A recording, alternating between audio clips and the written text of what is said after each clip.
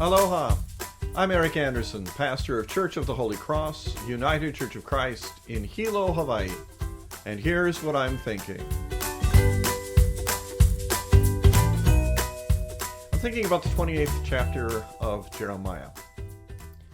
In that time, the Babylonian Empire had invaded Jeremiah's nation of Judah, had captured its capital city of Jerusalem, had seized and taken into exile much of its leadership, including its king, had set up a king of their own choosing from the royal family, had essentially turned Judah into a client state of the Babylonian Empire. Jeremiah had been warning of this likelihood for some time. You might think that he would have expressed a certain amount of, well, I told you so. He very well may have.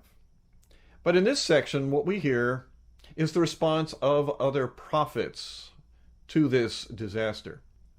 One in particular, named Hananiah, challenged Jeremiah in the public square, announced that Babylon would leave, their king would be restored, the exiles would return, that this was the will of God.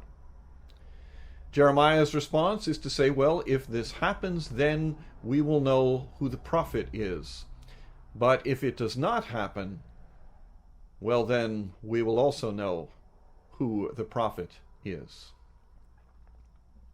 Our lectionary leaves out the next part of the story because Jeremiah had been wearing a yoke, indicating that Judah would continue to wear the yoke of Babylon. Hananiah actually broke it, and the story ends with the simple words, and Jeremiah went away. It's important, I think, to remember that when Hananiah and Jeremiah talked about prophecy, they were not talking about predicting the future. They were talking about announcing the will of God. Hananiah said that the will of God was for Judah to regain its independence. Jeremiah insisted that the sins and faults and poor leadership of Judah meant that the will of God was one of judgment, and that this judgment would be seen in the future as Judah remained under the yoke of Babylon.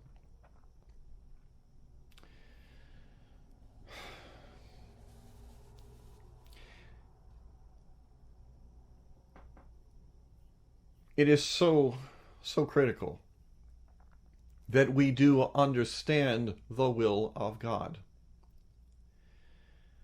My struggle with this particular passage is Jeremiah and Hananiah both identified the expression of God's will in historical circumstances. They recognized God's will in a military invasion and in an overturning of a nation. They would recognize, and their contemporaries would recognize, and those before them and many of those after them would recognize God's will in natural disaster, in crop failures, in insect invasions, and yes, in the spreading of diseases. I am reluctant to use circumstance as an indicator of God's will. Nevertheless, it is crucially important to know what God's will is.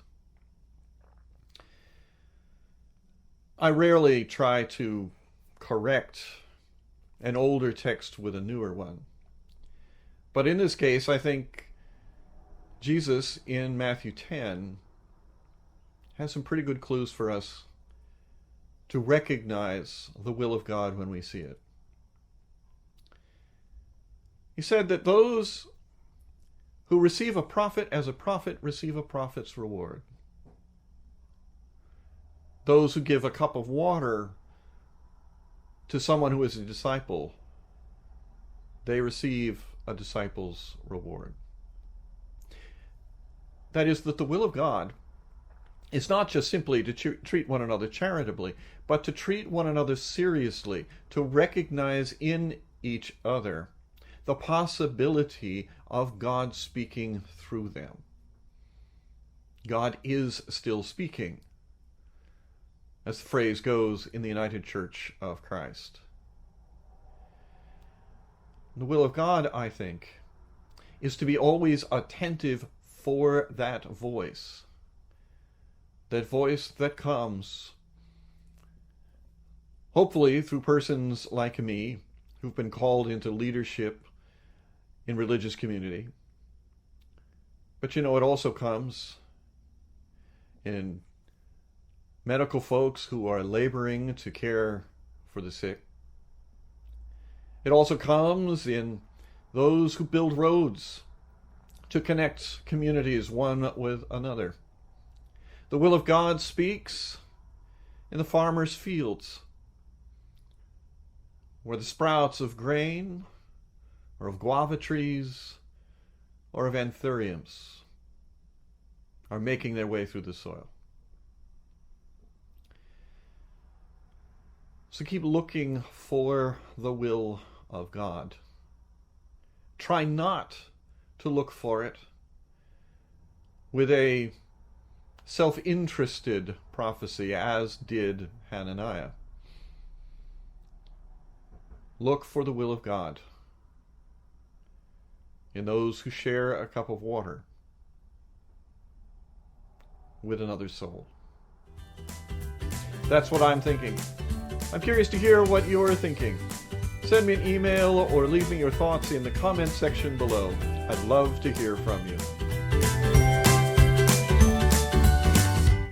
From Church of the Holy Cross, UCC in Hilo, Hawaii, that's what I'm thinking.